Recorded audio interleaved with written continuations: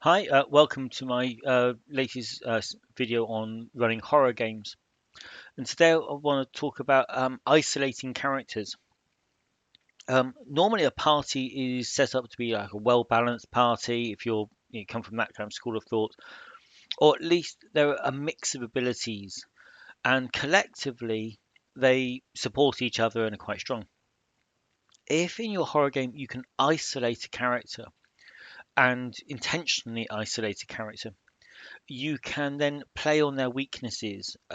You're taking away their support network, and you can then play on something that the character is not particularly strong with, or using the character's background or any kind of flaws and things.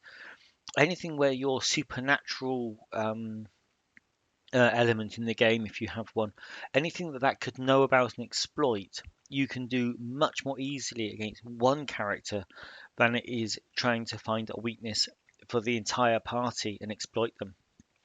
This is also a sort of a horror movie classic. Now, we all know that the person that goes to explore the basement on their own is the one that's going to end up in you know, a bad ending, or the person that goes back into the woods. And that is what you want to try and engineer is wait for moments when uh, a character goes off on their own. So what you can do is you can prepare a little isolation scene.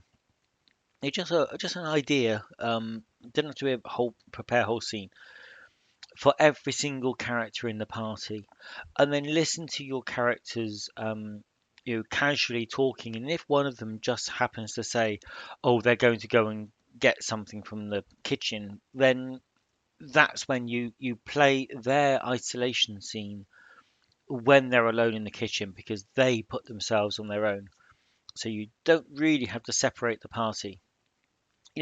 Obviously you can, if you're doing a kind of a pyramid mummy type scenario, you can bring down a wall and cut off a player. But you can also just do it, listen to their own words when they're on their own. That's when you play the isolation scene.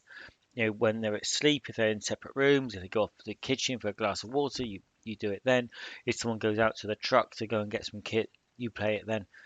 Just prepare the idea of the scene and then improvise it when you can get the character on their own. So that's the tip for today. Try and isolate your characters and then play to their weaknesses. Thank you.